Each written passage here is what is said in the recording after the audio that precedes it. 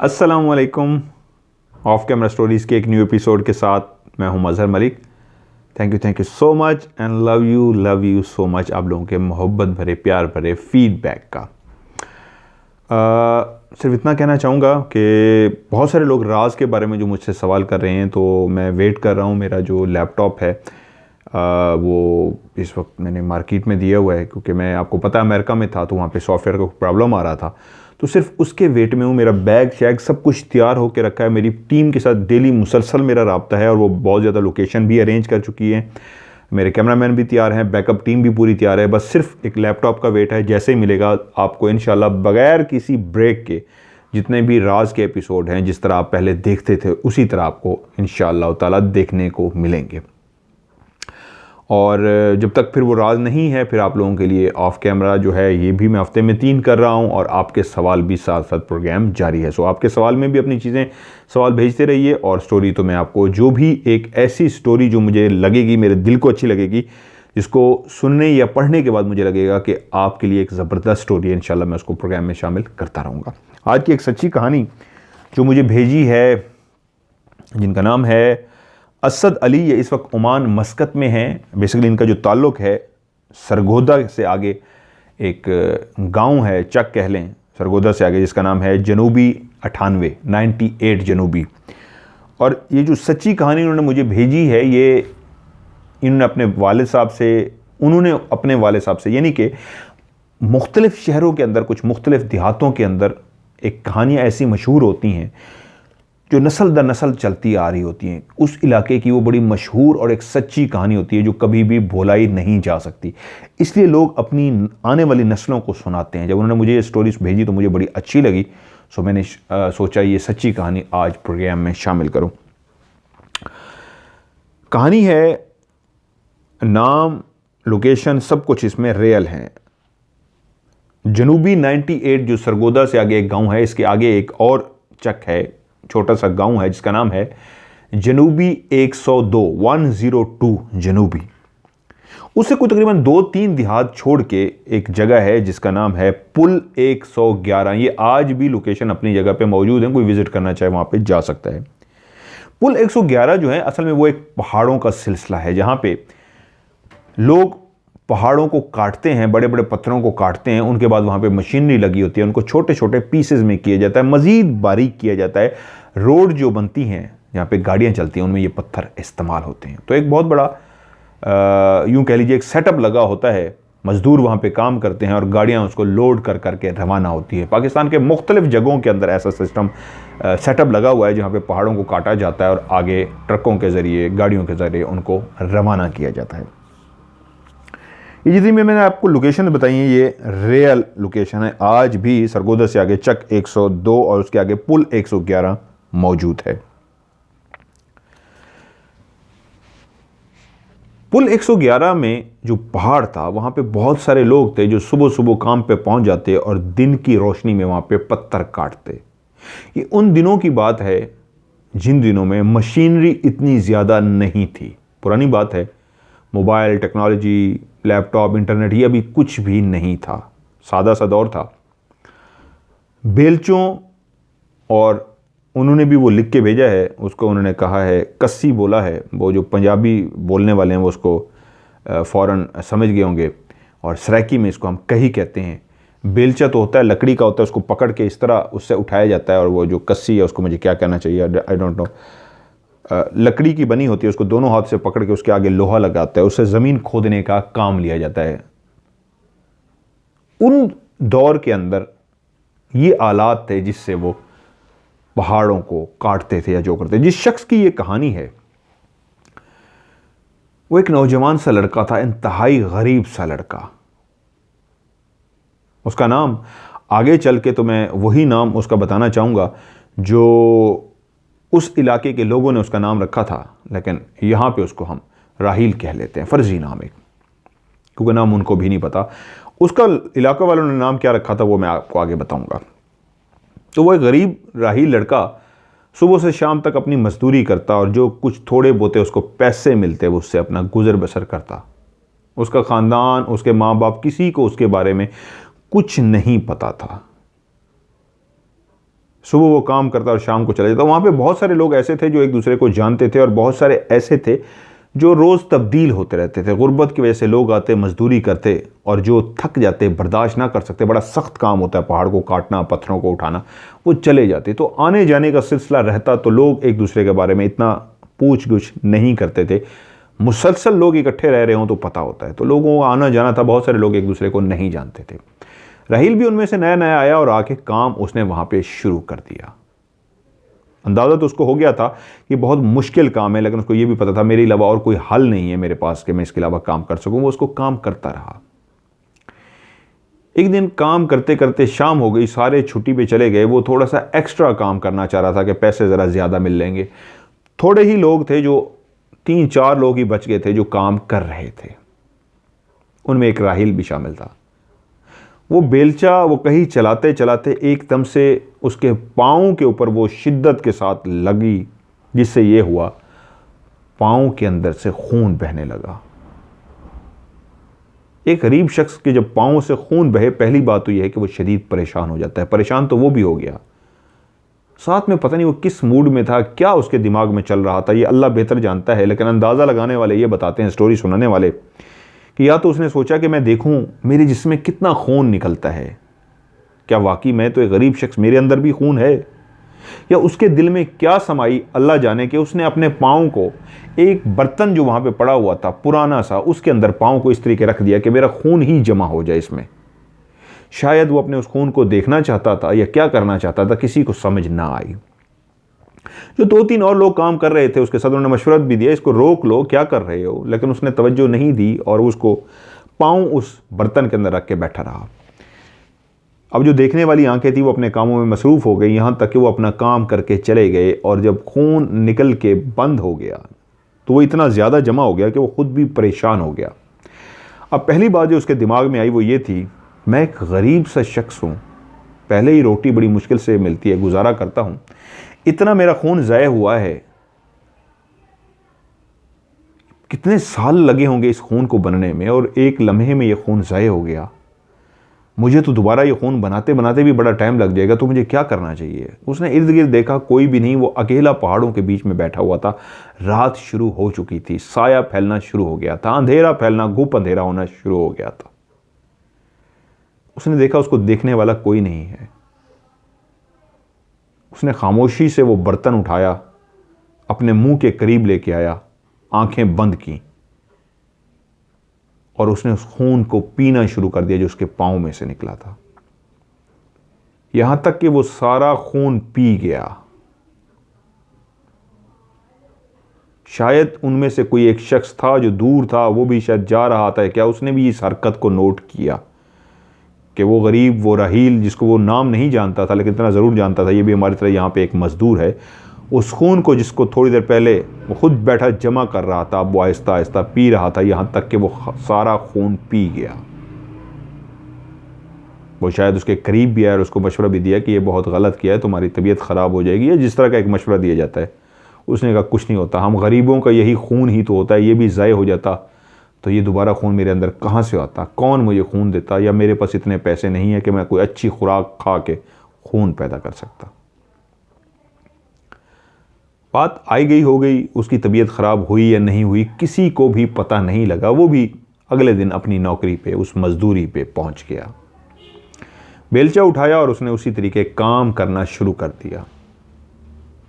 किसी ने भी आज उसकी तरफ तवज्जो इसलिए नहीं दी, रोज़मर्रा के जिस तरह काम लोग करते थे, सब अपने अपने कामों में मसरूफ़ थे और राहील भी अपने कामों में आके मसरूफ़ हो गया। शाम हुई, सब कुछ छुट्टी हुई, वो भी वहां से छुट्टी करके चला गया। वो अपने घर तो अगले दिन चला गया, लेकिन उसको महसूस हुआ उसके जिस्म के अंदर कोई बेचैनी सी महसूस हो रही है, कुछ अजीब सा उसके साथ हो रहा है। उसको खुद समझ नहीं आया मेरे साथ क्या हो रहा है। रात जैसे कैसे गुजारी, अगले दिन फिर वो काम पे पहुंचा, उसने सारा दिन काम किया, लेकिन हैरत की बात यह थी काम के अंदर भी आज उसके अंदर बेचैनी थी। उसको लग रहा था जैसा कुछ है जो उसके अंदर से गायब हो गया है, खो गया है, कमी है किसी चीज़ की, कुछ बेचैनी है। वो आज अजीब सा था, शायद किसी और को महसूस नहीं हो रहा था, लेकिन वो खुद अच्छी तरीके जानता था कि आज मेरा दिल नहीं लग रहा, दूसरा दिन है, मेरे अंदर बेचैनी सी है। पत्थर टूटने की ठक ठक की जो आवाज़ें थी हर तरफ से आ रही थी, वो भी अपने काम को जारी रखे हुए थे, लेकिन उलझे हुए दिमाग के साथ। ये कोई चौथा दिन था कि उसको एकदम ऐसा लगा कि जैसे उसके अंदर के कमज़ोरी सी हो रही है, उसको चक्कर से आ रहे हैं। तो वो खुद परेशान हो गया। वो जो खून था वो तो मैं सारा पी गया, बाहर भी खून मेरा नहीं निकला, तो कमज़ोरी और चक्कर क्यों आ रहे हैं? फिर उसको याद आया बेचैनी भी मेरे अंदर 3 दिन से है, मुसलसल बेचैनी भी है, ये क्या है? मज़ीद 1-2 दिन इसी सोच में, शशोपंज में उसने गुजार दिए, मुझे क्या हो रहा है, मुझे क्या करना चाहिए। ये कोई छठा दिन था कि उसको महसूस हुआ कि आज मुझे थोड़ा सा फिर खून पी लेना चाहिए, शायद उससे मेरी तबीयत में बेहतरी आ जाए। वो खुद नहीं जानता था बेचैनी किस वजह से है। उसने दोबारा से अपने जिस्म पे कट लगाया, उसमें से खून निकला, उसने खून को उसी तरीके जमा किया और पी गया। अब घर तो पहुंचा, लेकिन उसके अंदर वो बेचैनी ख़त्म हो चुकी थी। उसकी ज़िंदगी में उसको ऐसा लगा जैसे आज बहुत सुकून की नींद आई है, आज बहुत आराम है, बेचैनी ख़त्म हो गई है। तो ये सोचते सोचते सो गया। इसका मतलब है मेरे अंदर जो बेचैनी थी वो इस खून की वजह से थी। मैंने आज अपना ही खून पिया, लेकिन मैं कितना रिलैक्स, कितना आराम महसूस कर रहा हूँ, कितना सुकून महसूस कर रहा हूँ। एक दिन तो उसका सुकून से गुजरा, लेकिन फिर वही बेचैनी उसके अंदर शुरू हो गई। और उसके दिल और दिमाग ने उसको मशवरा दिया कि तुम्हें खून पीना चाहिए, पहले से ज़्यादा पीना चाहिए। जो अपना निकाल के पिया वो बहुत कम था, कम से कम उतना ज़रूर पीना चाहिए जितना पहले अपना जमा किया था। तुम अपने आप को हशाश बशाश महसूस करोगे, तुम बहुत रिलैक्स हो जाओगे। यही सोचते सोचते उसने कुछ दिन तो गुजार लिया, और आखिर एक दिन ऐसा आ पहुंचा कि प्लानिंग करते करते उसके साथ एक मजदूर, जिसके साथ उसने दुआ सलाम बढ़ा ली थी, उसको बातों में लगा कि उसने कहा आज मैं तुम्हें खाना खिलाऊंगा, मेरे साथ मेरे घर चलना, मैं बड़ा अच्छा खाना बनाता हूं। और इस तरह की बातों में उसको लगा के उसको अपने साथ ले गया और पहाड़ों के बीच में एक ऐसी जगह पे लेके गया जिसमें वो बार बार उससे पूछता था कहाँ लेके जा रहे हो? तो कहता था और थोड़ा सा आगे मेरा घर उस साइड पे है। तो कहता था उस साइड पे तो वीराने हैं। उसने कहा गरीब लोग हूं ना, गरीब बंदा हूं, तो झोंपड़ी उसी वीराने में बनाइए, आओ चलते हैं। वो शख्स डरता भी था और उससे पूछता भी था यार बता दे तू कितनी दूर कहाँ लेके जा रहा है? उसने कहा बस थोड़ा सा आगे रह गया। करते करते जब वो एक उसको दूर कहीं ले गया तो वहीं पे चुपके से उसने उसकी गर्दन पे छुरी फेरी जो बहुत ही तेज धार थी, और वो नीचे गिरा, तड़पना शुरू हो गया। जल्दी से उसने बर्तन जो छुपाया हुआ था निकाला और उसमें खून जमा करने लगा। वो शख्स तड़प तड़प के मर गया और उसका जितना भी खून था उस बर्तन के अंदर जमा हो गया। फौरी तौर पे उसने वो सारा खून एक ही सांस के अंदर ख़त्म किया, और उसके बाद उसको लगा कि उसके अंदर एक तवानाई सी आ गई है। पहाड़ों के बीच अंधेरे में खड़े हुए, उसको किसी चीज़ का भी कोई खौफ नहीं था। ये तक खौफ नहीं था कि उसने एक इंसान को, जीते जागते इंसान को कत्ल किया है, उसका गला काटा है और उसका खून अब एक बर्तन में भर के पी रहा है, लेकिन उसके अंदर कोई भी खौफ नहीं था। तो सिर्फ एक खुशी का एहसास था, सुकून का एहसास था, आराम का एहसास था। ऐसा लगता था जैसे उसको नई जिंदगी मिल गई है। उसने वो अपना बर्तन उठाया, वो छुरी उठाई और उस तरह जो डेड बॉडी वहां पे थी वहीं पे छोड़ी और अपने घर चला गया। ये इतना ज्यादा खून था जो उसने पिया था एक पूरे इंसान को मारने के बाद। उसके जिस्म से जितना भी खून निकला था वो इतना ज्यादा था कि पीने के बाद उसका तकरीबन 15-20 दिन सुकून से गुजर गए। लेकिन कोई 15वां दिन था तो फिर उसने अपने अंदर वही बेचैनी, वही बेसुकूनी महसूस की जो उसको पहली दफा महसूस हुई थी खून पीने के बाद। अब वो इस बात को अच्छी तरीके समझ चुका था कि ये बेचैनी इस वजह से है कि मुझे फिर खून चाहिए। उस साइड पे शायद अभी तक बाई चांस लोगों का जाना नहीं हो सका था, उस जगह पे जहां पे वो उस बंदे को लेके गया था, जिसकी वजह से अभी तक उसकी डेड बॉडी नहीं मिली थी। फिर उसी ने वही तरकीब आजमाई और एक शख्स को फिर बातों में लगाया, उसके साथ दोस्ती बनानी शुरू की। उसका जिस्म टूट रहा था, जैसे एक नशा करने वाला हीरोइन ना मिलने पे तड़पता है, बेचैन होता है, उसको भी नशे की तलब हो रही थी। और उसका नशा था खून, जीते जाते एक इंसान का खून। आखिर एक शख्स उसकी बातों में आ ही गया और उसने उसके साथ तय कर लिया कि वो उसके साथ आज नहीं 2 दिन बाद खाने पे चलेगा। जब सब चले गए तो वो उसको लेकर उसी तरह जिस तरह पहले शख्स को लेके गया था, थोड़ा सा और है, थोड़ा सा और है, वो शख्स थक गया, पूछता भी था और कितनी दूर, वो थोड़ा सा और है, थोड़ा सा और है करते करते जब एक मखसूस जगह पे ले गया, उसके साथ भी उसने वही किया। वो उसमें सेहत में भी ज़्यादा था जिसको आज वो लेके गया थे, लेकिन वो महसूस कर रहा था कि खून पीने के बाद उसके अंदर ज़्यादा ताकत आ रही है, वो पहले से ज़्यादा ताकतवर हो रहा है।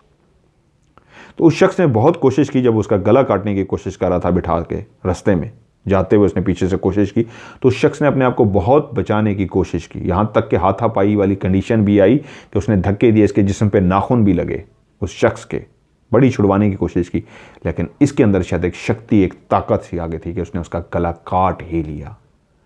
और उसी तरह उस सारे खून को बर्तन में जमा करने के बाद पी गया। अब राहील राहील नहीं रहा था, एक आदमखोर बन चुका था जो इंसानों का खून पी रहा था।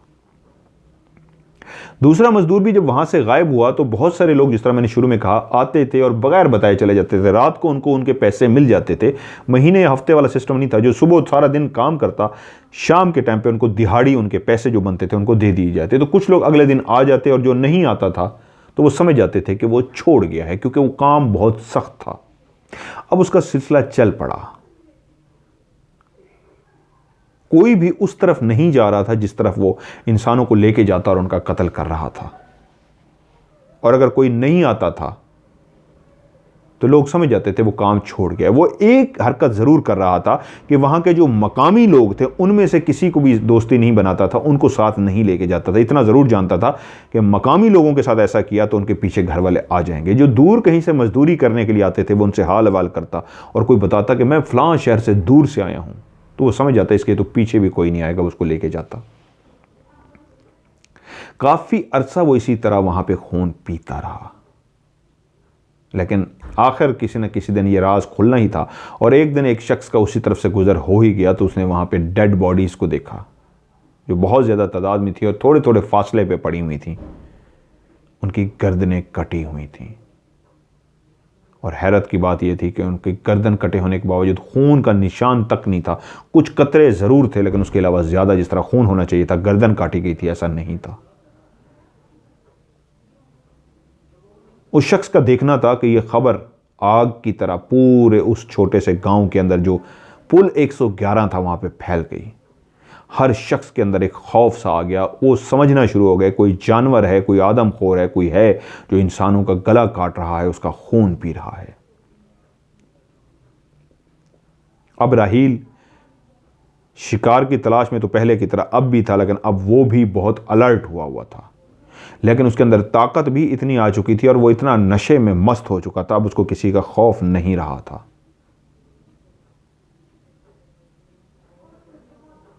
जब ये खबर सारे गांव को पता लग गई तो उसके लिए अब किसी को घेर के लेके जाना, बातों में उलझा के लेके जाना काफी मुश्किल हो रहा था।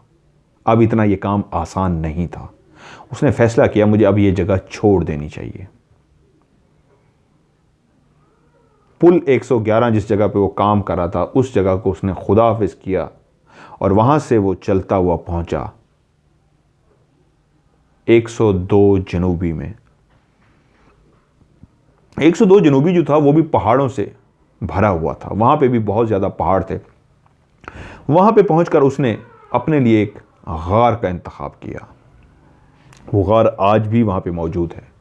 शुरू में बहुत तंग है, सीधे होकर आप चल भी नहीं सकते, सर को नीचे थोड़ा सा करके आपको आगे की तरफ बढ़ना होता है, और बिल्कुल आगे जाके वो बहुत ही खुली कुशादा सी गार बन जाती है, केव बन जाती है। बहुत कम लोग ही उस गार के से वाकिफ थे और उस तरफ जाते थे। राहील ने उसके अंदर अपना बसेरा कर लिया, क्योंकि अब एक चीज और उसकी बॉडी के अंदर इजाफी पैदा हो चुकी थी। क्योंकि लास्ट जो उसने वो खाया था शख्स को मार के, गर्दन काटते हुए कुछ गर्दन के गोश्त के कुछ पीस थे, वो भी उसके बर्तन में आ गए थे। और जब वो खून पी रहा था, आखिर में वो गोश्त के टुकड़े उसके मुंह में आए, वो नरम हिस्से का गोश्त था, और उसने वो चबा के खून के साथ वो भी खाया, तो वो इतना लजीज था कि उसको मज़ा ही आ गया। तो उसने आखिरी डेड बॉडी को सिर्फ खून नहीं पिया था, उसकी गर्दन के काफ़ी गोश्त के हिस्से भी काट के खा लिए थे। अब वो सचमुच में एक आदमखोर बन चुका था। और जब आखिरी उस लाश को, बाकी लाशों की तो गर्दनें कटी हुई थी, उस शख्स ने जिसने उसको वहां पे पहुंच के देखा था, शोर मचाया था, उस आखिरी लाश को देखने के बाद उन्होंने उस बला का नाम राक्षस रखा था। आज भी ये स्टोरी उस जगह पे जनूबी 102 या जनूबी 98 में राक्षस के नाम से मशहूर है। ये कोई राक्षस है जो खून भी पीता है और गोश्त भी खाता है। क्योंकि उसका वो ट्रेस हो गया था, खून पीना और उसका गोश्त खाना, इसलिए वो वहां से भागा था। अब उसको खून के साथ साथ इनका इंसान का गोश्त भी चाहिए था, इसलिए उसने उस जगह का रुख किया जहां पे अब उसके बारे में अभी तक कोई नहीं जानता था, और वो जगह थी जनूबी 102। वहां उस गार में पहुंचा और उसने अपने शिकार का तलाश शुरू कर दिया। शाम के टाइम भूले बसरे से कोई भी अगर अंधेरा होते ही वहां से गुजरता इर्द गिर्द से, तो वो उसको जाके न सिर्फ पकड़ लेता बल्कि बांध लेता। हाथ पांव उसके बांधने के बाद उसको कंधे पे उठाता और तेजी से चलता हुआ उस गार के अंदर आ जाता, जो शुरू में तंग सी थी और आगे जाके खुली सी हो जाती थी। किसी की तरफ उसका ध्यान ही नहीं जा सकता था कि यहां पे इंसान भी रहता होगा। तेजी से उसको गार के एंड वाले हिस्से में ले जाता और वहीं पे उसको काटता, पहले खून पीता और फिर उसका आहिस्ता आहिस्ता सारा गोश्त खा जाता। ज्यादा भूखा होता तो ज्यादा गोश्त खा जाता, वरना वो दिल और इस तरह के जो आज़ाद है वो निकाल के खा जाता। उस गार में रहने की वजह से उसके सर के बाल, दाढ़ी और जितने भी नाखून इतने ज़्यादा बढ़ गए थे कि वो सचमुच में दूर से देखने में कोई इंसान नहीं, राक्षस ही नज़र आता था। बहुत बड़े हुए बाल, बड़ी बड़ी मूंछें, बहुत उलझी हुई, जो कभी नहाया ही नहीं था, दाढ़ी और हाथों के नाखून, और उस गोश्त और खून की वजह से इंतहाई ज़्यादा खूंखार और ताकतवर शक्ति थी उसके अंदर। इसी तरह वो अपने शिकार को अब शिकार करता, जो भी वहां से गुजरता उसको काबू करता, छुप के बैठ जाता, इंतजार करता, और उसके बाद उठाकर गारले में ले जाता। जनूबी 102 में जब 6-7 लोगों का शिकार कर चुका तो बात छुपी ना रह सकी। जब लोग गायब हुए, छोटे छोटे गांव होते हैं, लोग एक दूसरे को जानते हैं, और लोगों ने एक दूसरे तक बात पहुंचाई कि फलां शख्स गायब हो गया, फिर दूसरा, फिर तीसरा, और 6-7 गायब हुए। तो पुल 111 से जो खबर वहां तक थी, अब यहां पे भी पहुंच गई कि एक राक्षस है जो इंसान को काट के गोश्त भी खाता है और उसका खून भी पीता है। और यहां के लोग भी डरना शुरू हो गए थे कि जो हमारे भी लोग गायब हो रहे हैं, यकीनन उनको वो राक्षस उठा के ले जाता है।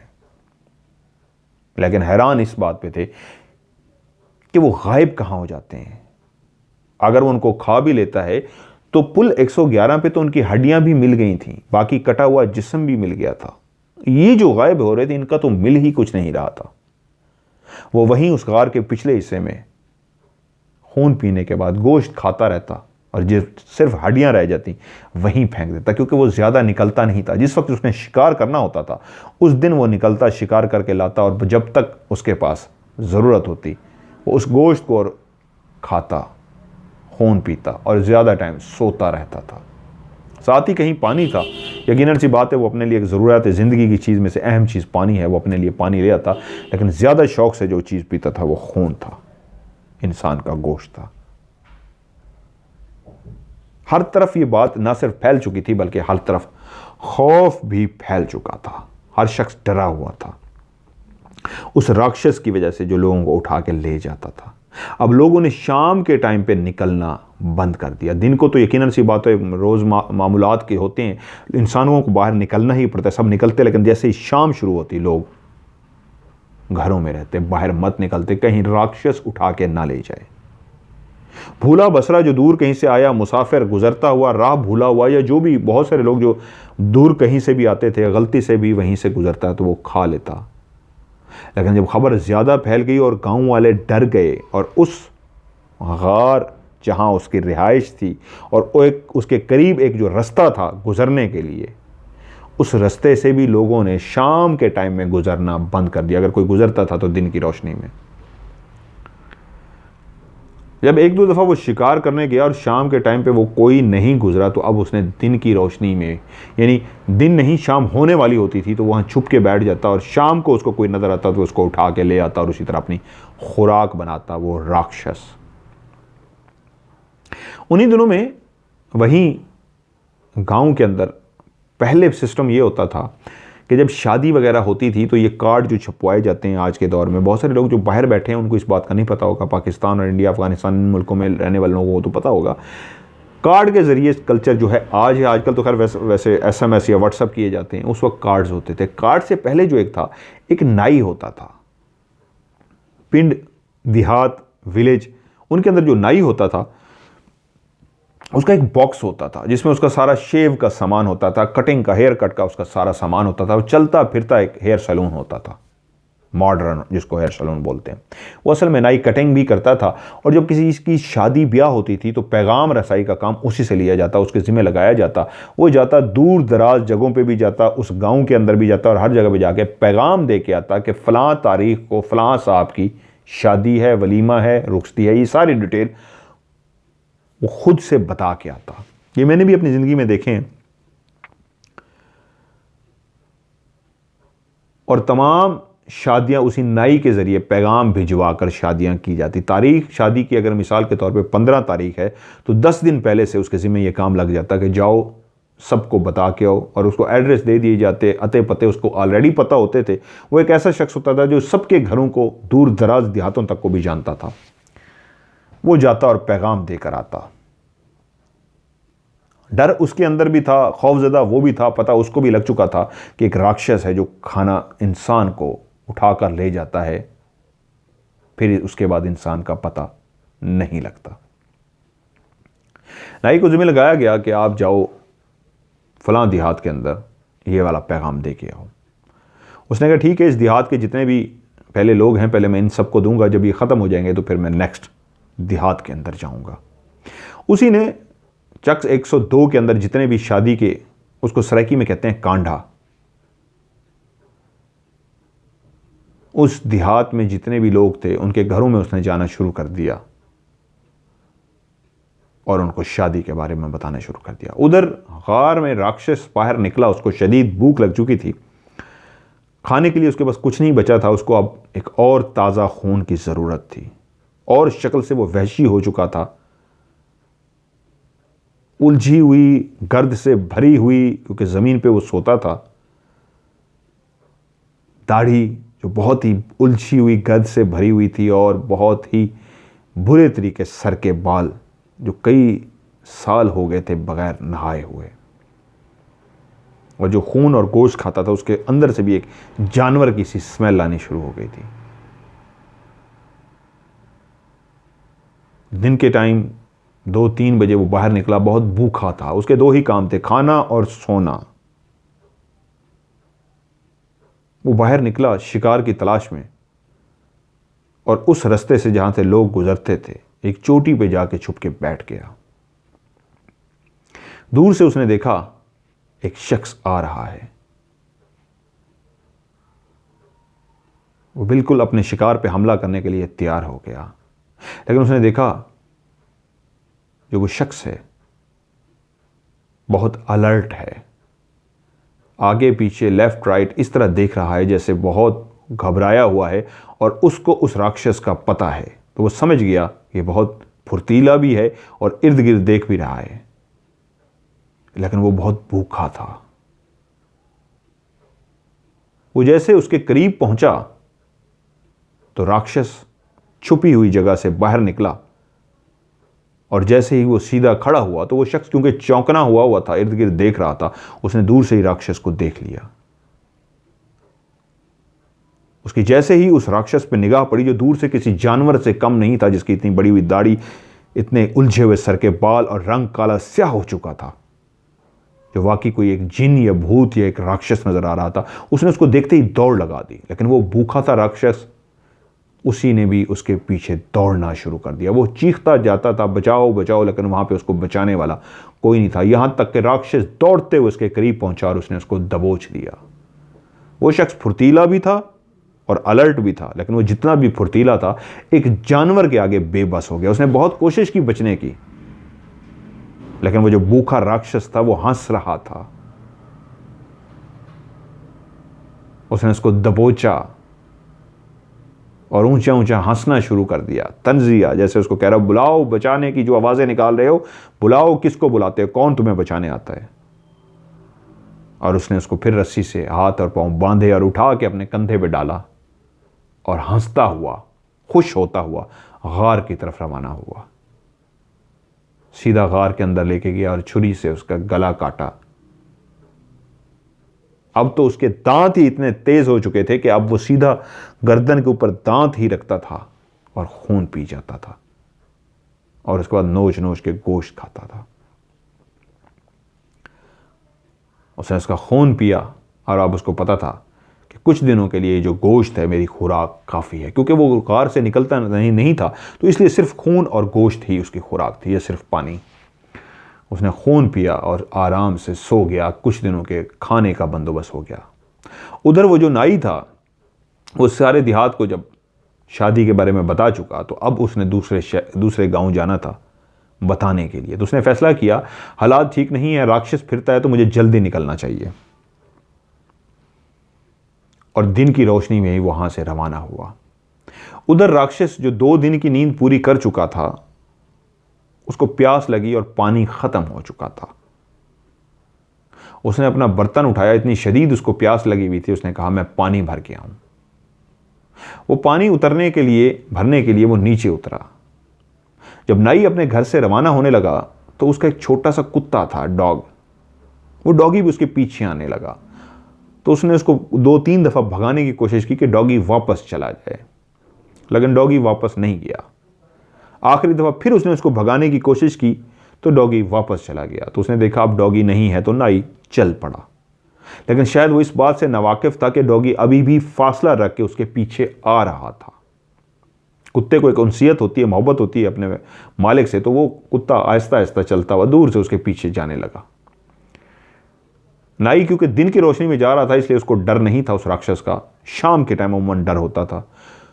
तो वो जब उस रास्ते से गुजर रहा था तो उधर से वो राक्षस पानी भरने के लिए नीचे उतर रहा था। तो राक्षस ने देखा कि एक और शिकार खुद ब खुद इस रास्ते से गुजर रहा है और उसको इधर उधर भी नहीं देख रहा और मस्त होके चला जा रहा है। एक बर्तन सा, एक डब्बा सा उठाया हुआ है उसने, जो उसका औजार का उस्तरा वगैरह और इस तरह की चीज़ें, जो ब्लेड श्लेड उसके पास होते थे, वो उसने उठाया हुआ था। उन दौर में ब्लेड तो नहीं होते थे, उस्तरा होता था जो मतलब उसी को वो तेज़ करते थे। वो लोहे का बना होता था किसी चीज़ को, उसी को तेज़ करते थे, ब्लेड सिस्टम नहीं था।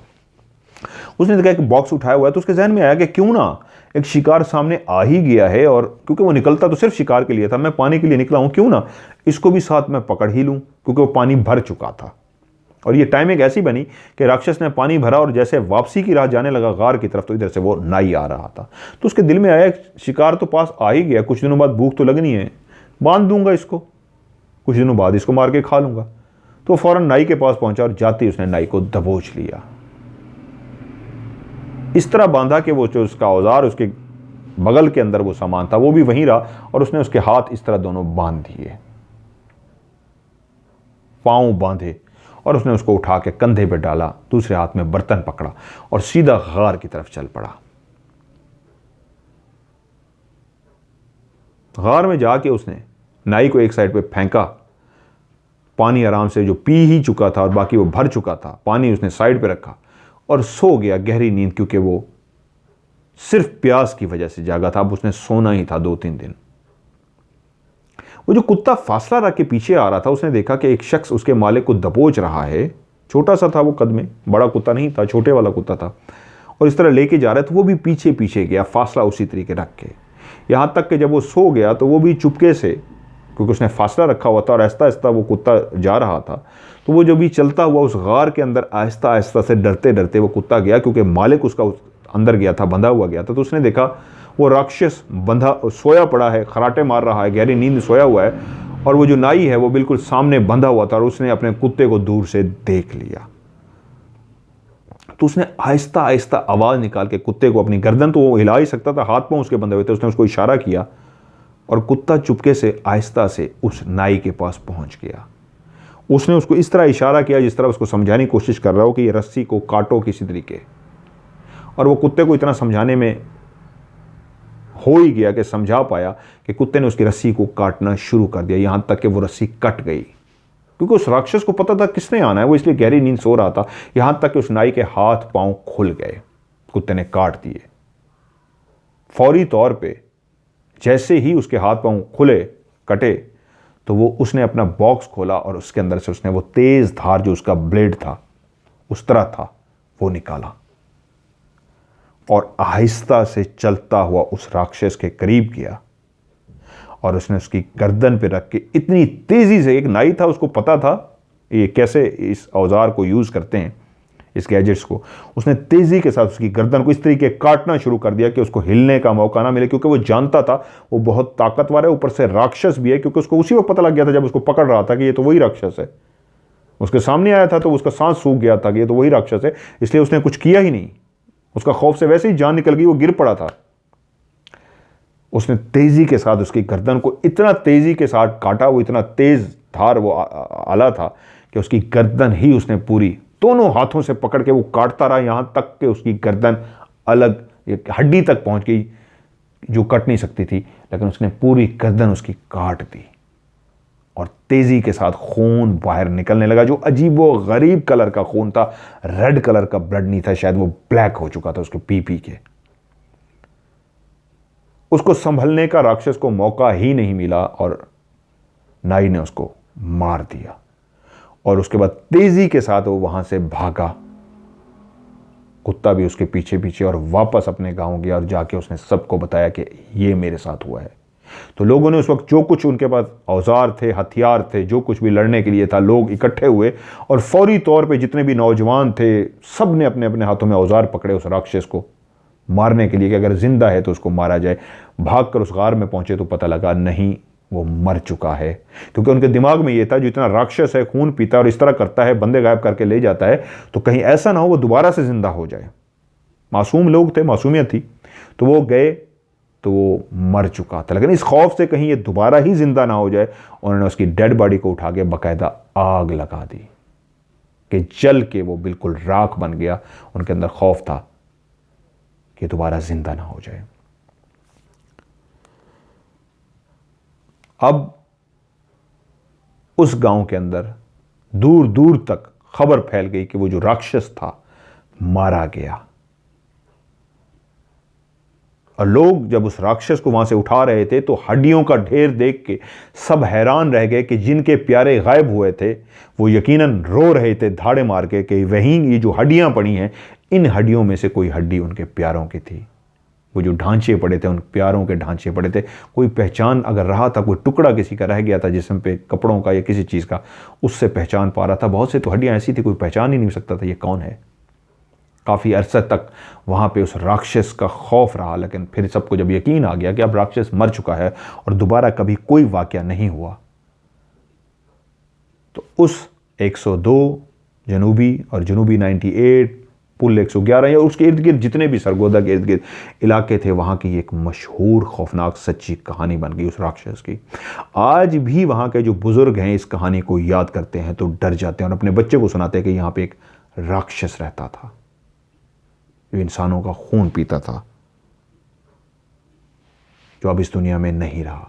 जिन्होंने मुझे कहानी सेंड की, इनका नाम जो मैंने बताया था असद अली, जो ओमान मस्कत में होते हैं, उनका कहना यह है कि जब मुझे भी ये कहानी पता लगी और मैं पहले बच्चा था, जब बड़ा हुआ और वालिद ने ये कहानी सुनाई, उनको उनके वालिद ने सुनाई थी, तो मुझे ख्वाहिश पैदा हुई कि उस गार के अंदर मैं भी जाके देखूं। तो उन्होंने मुझे बताया मदर भाई मैं उस गार के अंदर गया हूँ, पूरा गार तो पीछे से कुछ बंद कर दिया गया है, आगे वाला हिस्सा आज भी मौजूद है, लोग जा सकते हैं उसके अंदर। आज भी एक खून की महक कह लें या एक फीलिंग कह लें, एक खौफ, सब कुछ उस तरह मौजूद है कि आज भी लोग जो वहाँ के रहने वाले हैं इस बात को, कहानी को भी पता है उनको, एक सच्ची कहानी है, और उस गार की तरफ जाते हुए भी घबराते हैं। असद कहते हैं कि जब मैं दिन की रोशनी में गया था तो मेरा दिल धड़क रहा था, मैं काँप रहा था, क्योंकि मेरे अंदर अब भी वो फील आ रही थी, यहाँ वो बैठता होगा, यहाँ वो सोता होगा, यहाँ वो बैठ के हड्डियाँ खाता होगा, गोश्त खाता होगा, खून पीता होगा। आज भी उस गार के अंदर वो सारी कैफियत मौजूद है, वो फीलिंग मौजूद है। तो मेरे दिल के अंदर एक ख्वाहिश पैदा हुई इस कहानी को सुनाते हुए भी कि मैं वहाँ पे इन्वेस्टिगेशन करूँ। और असद अली, अगर आपके साथ तो मेरा राब्ता है, आप पाकिस्तान आते हैं तो आप का क्योंकि प्रोग्राम भी है, तो मेरी ख्वाहिश ये है कि हम वहाँ पे राज प्रोग्राम की इन्वेस्टिगेशन करें उस गार के अंदर। ये हो नहीं सकता जिनकी वहाँ पे गर्दनें काटी गई, खून चूसा गया, खून पिया गया, गोश्त खाया गया, उनका हमजाद वहाँ पे बेचैन होकर भटकता ना हो, ऐसा मुमकिन ही नहीं। ज़रूर उनका हमजाद वहाँ पे होगा और वहाँ पे मुझे बहुत ज़्यादा राज प्रोग्राम में साइन मिलेंगे। सो आप मुझसे रब्ता करें, जैसे पाकिस्तान आते हैं हम वहाँ पे राज प्रोग्राम की इंशाल्लाह रिकॉर्डिंग भी करते हैं। सो ये थी जी आज की एक सच्ची कहानी जो मैंने आपको सुनाई उस राक्षस की जो जनूबी 102 में लोगों को अगवा करके खून पीता रहा और उनका गोश्त खाता रहा। आप लोग भी अपनी कहानी मुझे भेजना चाहते हैं तो मेरा जीमेल जो है mmtvraz RAAZ, मैं दोबारा रिपीट कर देता हूँ, mmtvraz@yahoo.com @gmail.com mmtvraz@gmail.com। इस पर आप मुझे कहानी रिकॉर्ड करके भेजें, लिख के भेजें, जैसे आपको ईजी लगे इस पर भी सेंड कर सकते हैं। और जो मेरा व्हाट्सअप का नंबर है, पाकिस्तान से बाहर वाले जो हैं +92 मिलाएंगे और उसके बाद 0 नहीं मिलाएंगे। बाहर का जो बहुत से लोगों को कन्फ्यूजन हो रही थी, मैसेज भी आए हुए थे, बाहर वाले जो मिलाएंगे +92 उसके बाद 0 नहीं, फिर मिलाएंगे +923136655500। I repeat +9266555500। और जो पाकिस्तान में हैं वो मिलाएंगे +92, वो नहीं मिलाएंगे, वो मिलाएंगे 0313665500। इस पर आप मुझे कहानी रिकॉर्ड करके भेजिए या आप मुझे लिख के भेजिए। लेकिन एक काम आपने ज़रूर करना है, अगर आप मुझे वॉइस मैसेज रिकॉर्ड करके भेजते हैं स्टोरी को, तो आपने कोशिश करना है 2-2 मिनट का क्लिप नहीं बनाना। जो आप वॉइस मैसेज भेजते हैं उसी में कोशिश करें एक ही फाइल बने, यानी कि आप उसको अंगूठे से प्रेस करके बैठे रहें वॉइस वाले बटन को। 10 मिनट की, 20 मिनट की, 40 मिनट की, जितनी लंबी भी कहानी हो, कोशिश करें एक ही फाइल हो। टुकड़ों में जब आप बनाते हैं तो फिर टुकड़े आपके आगे पीछे भेजते हुए आप लोग कर देते हैं। मेरे लिए सुनने में प्रॉब्लम होती है और मुझे नहीं समझ आती कौन सा फर्स्ट वन है इसमें और ऑडियो कौन सी सेकंड है, कौन सी थर्ड है। सो कोशिश कीजिए एक ही वॉइस में मुझे रिकॉर्ड करके भेजिए और 2-3 ना हो। और अपना नाम भी ज़रूर बताइए, अपने शहर का नाम भी ज़रूर बताइए, और ये भी लाजमी मुझे बताना है कि आपके किरदार नाम तब्दील करने हैं या रियल रखने हैं। और इसके अलावा जब तक मैं आपकी कहानी को प्रोग्राम में शामिल ना कर दूं, आपने उस वॉइस मैसेज को डिलीट नहीं करना। जब आपकी कहानी प्रोग्राम में शामिल हो जाए तो उसके बाद उस वॉइस मैसेज को आप बिल्कुल बेशक डिलीट कर दें। कुछ लोगों ने ऐसे किया है, पहले डिलीट कर दिए, मैंने सुन तो ली है, लेकिन जिस दिन मैंने रिकॉर्ड करवानी होती है उसी दिन मैं दोबारा एक दफ़ा सुनता हूँ, लिखता हूँ, याद करता हूँ, फिर मैं आपकी कहानी को कोशिश करता हूँ इस अंदाज़ में सुनाऊँ कि आपको मज़ा भी आए। आप तो ऐसे सुना देते हैं 8-10 मिनट में, 15 मिनट में, मैं कोशिश करता हूँ उसको इस तरह सीक्वेंस बना के सुनाऊँ कि सुनने वालों को लगे कि वो कहानी के अंदर मौजूद हैं, उनको मज़ा आए। तो कहानी सच्ची होती है, थोड़ा सा उसमें मैं एक माहौल बनाता हूं ताकि सुनने वालों को अच्छा लगे। सो आप मुझे कहानी सेंड कीजिए। तो इंशाल्लाह बहुत सारे लोगों ने मुझे 2-2 कहानियाँ भी भेजी हुई हैं, तो आप ये ना सोचिए कि आपकी कहानी शामिल नहीं होगी, सबकी कहानी इंशाल्लाह मैं प्रोग्राम में ज़रूर शामिल करूँगा। सो मज़हर मलिक को आज की आफ्टर कैमरा स्टोरी से इजाज़त दीजिए, इस दुआ के साथ कि सुनने वाले जितने भी इस वक्त देखने वाले मुझे देख रहे हैं, इन सबको अल्लाह ताला ना सिर्फ हमेशा अपनी हिफ्ज़ व अमान में रखे, बल्कि आप सब पे अल्लाह ताला की रहमत ख़ास हो। आमीन सुमा आमीन। जज़ाकल्लाह। अल्लाह हाफ़िज़।